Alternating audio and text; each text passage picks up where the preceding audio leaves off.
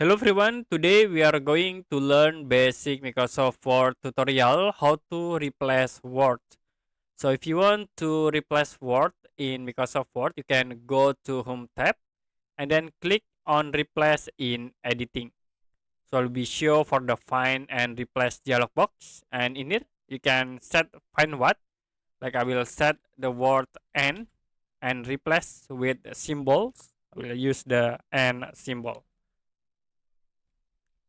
Now if you click the find next to be sure for the words in the document, and if you want to replace you can click here replace all, click OK, and you can see the N will be changed into the symbols.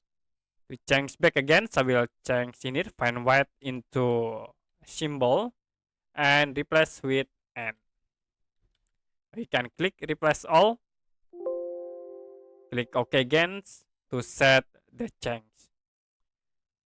Okay, that's it for a basic Microsoft Word tutorial how to replace words. If you have any question about tutorial, you can comment below this video.